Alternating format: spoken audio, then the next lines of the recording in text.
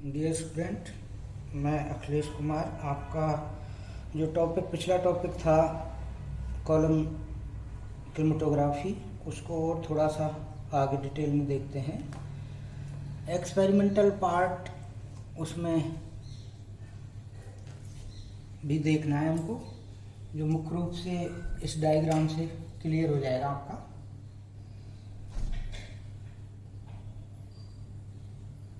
ये लगभग 20 से 30 सेंटीमीटर इसकी डिस्टेंस है उस ट्यूब की पूरे की।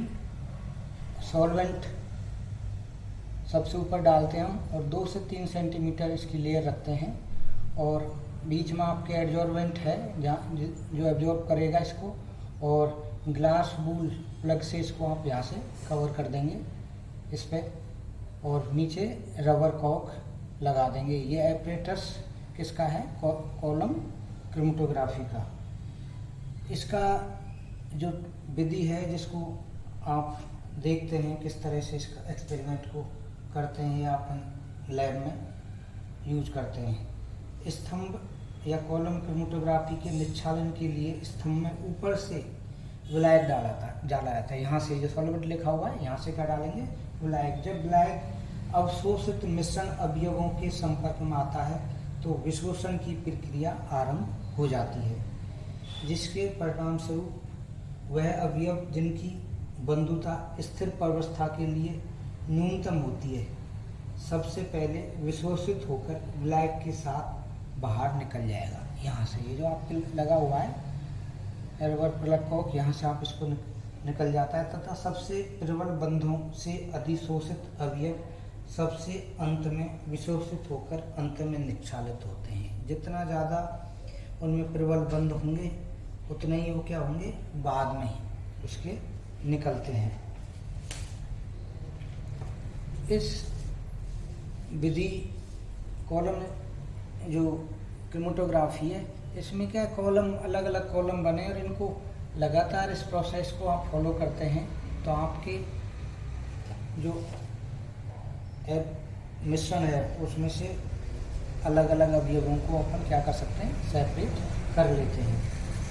इसकी यूटिलिटी क्या है कि आपके एनालिटिकल केमिस्ट्री में या उसको आप इंडस्ट्री में, तो इसके मेन जो एप्लीकेशन या यूज है, पहला तो क्या है इसका?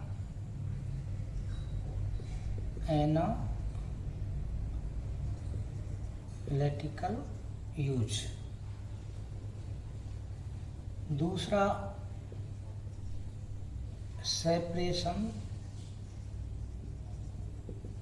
ऑफ जियोमेट्रिकल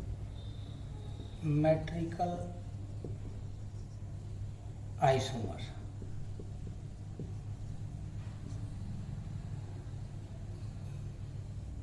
थर्ड यूज इसका है सेपरेशन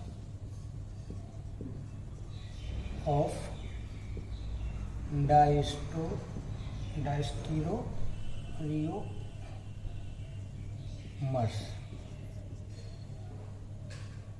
और नेक्स्ट है इसका सेपरेशन ऑफ ट्यूटोमेरिक मिक्सचर। जो ट्यूटोमेरिक मिक्सचर होता है आपके ऑर्गेनिक में, आपने इसको देखा होगा। इस आइटम्स जियोमेट्रिकल आइसोमर, डायस्टीरोमर्स, ट्यूटोमेरिक मिक्सचर, इसको भी सेपरेशन करने में ये काम आता है, एप्लीकेशन इसकी। और एक है सेपरेशन ऑफ रेसिमेट्स। रेसिमेट्स यानी जिनके रेसिमेट मिक्सचर होते हैं उनको भी आप आसानी से इससे क्या कर सकते हैं? सेपरेट कर सकते हैं कॉलम क्रोमेटोग्राफी की। इसकी तो ये इसकी यूटिलिटी है या एप्लीकेशन है। अब हम इससे आगे का जो टॉपिक है, क्योंकि इतना डिटेल है और ज़्यादा आपको डिटेल में इसको देखना है तो वोगल की बुक्स है, उसमें और काफ़ी डिटेल में है। इसको आप ज़्यादा स्टडी करना है, समझना है तो वोगल को आप पढ़ सकते हैं, उससे भी आपको अच्छा समझ में आएगी। या आनंद चटवाल बुक्स है, तो आप बुक्स को थोड़ा डिटेल में पढ़ेंगे तो ये एक्सपेरिमेंटल पार्ट है ये और आसानी से अपने को समझ में आ जाता है। अगला इसका जो टॉपिक है वो है पेपर क्रोमैटोग्राफी।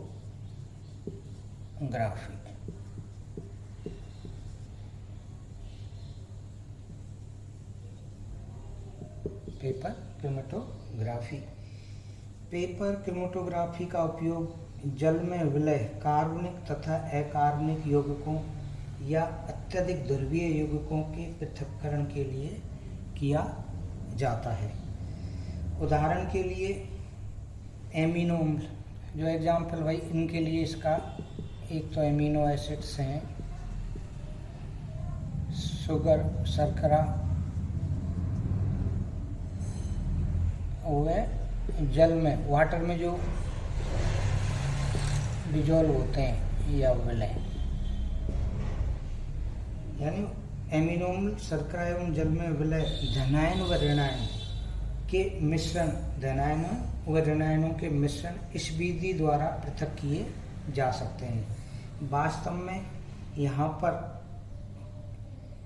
पेपर स्वयं स्थिर प्रवस्था नहीं है, यह स्थिर प्रवस्था के रूप में उपयोग में लिए जाने वाले पदार्थों के लिए आधार का काम करती है। इसलिए पेपर क्रोमैटो, क्योंकि यहाँ एक इसके नाम, तो वास्तव में यहाँ पेपर स्वयं स्थिर प्रवस्था नहीं है, यह स्थिर प्रवस्था के रूप में उपयोग में लिए जाने वाले पदार्थों के लिए बेस या आधार का काम करता है। यह क्रोमैटोग्राफी का सरल प्रतिरूप है। बहुत इनमें इसका आविष्कार सेहोन बैन ने किया था। इस विधि में वाटमैन फिल्टर पेपर, जो आप लैब में काम आता है, वाटमैन फिल्टर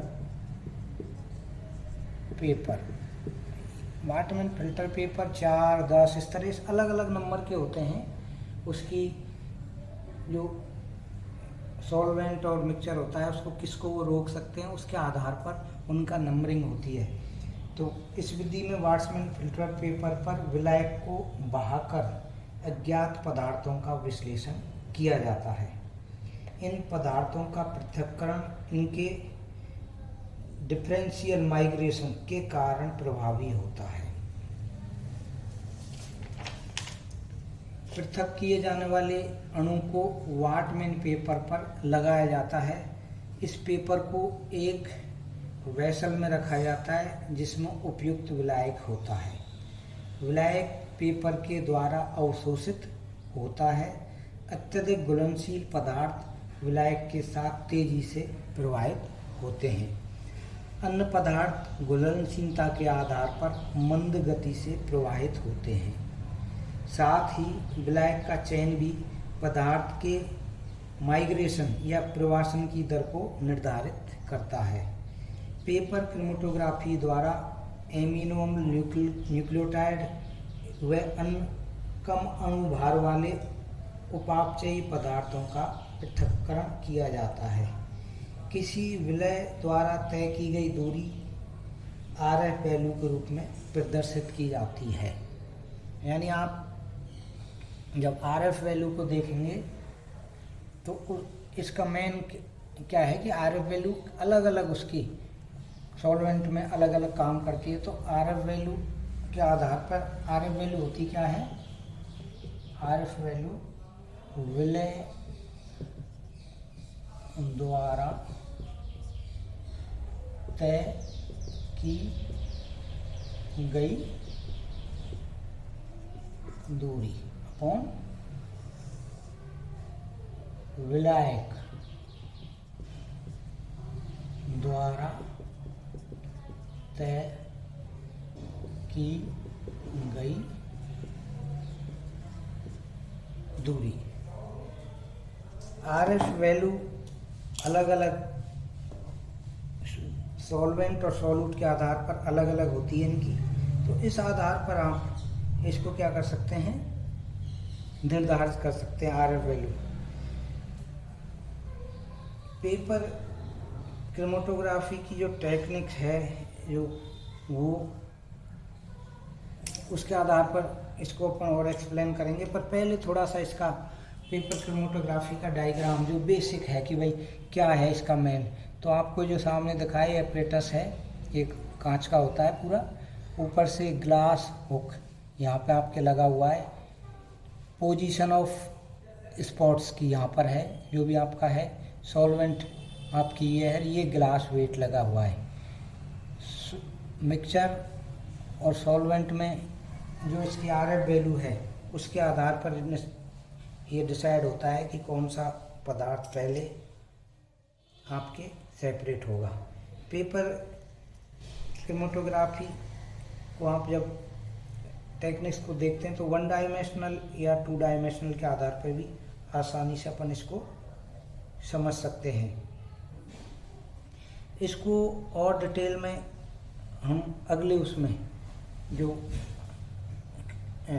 लेक्चर होगा उसमें पूरी डिटेल में इसको कि RF वैल्यू किस तरह से गति करता है, यानी RF का मान विलयशील पदार्थ और विलायक की आपेक्षिक गति की दर को प्रदर्शित करता है। उसको किस अनुपात में आप यौगिक की अधिकतम सांद्रता कितनी दूरी तय करी, विलायक द्वारा चली गई दूरी के मध्य, तो इन दोनों दूरियों पे नमूने के प्रारंभ में बिंदु से नापते हैं और उस आधार पर आप आसानी से ये निकाल सकते हैं कि इसकी RF वैल्यू क्या है। तो इसको हम और डिटेल्स में अगली क्लास में इसकी जो टेक्निक है पेपर क्रोमेटोग्राफी की उसमें देखेंगे।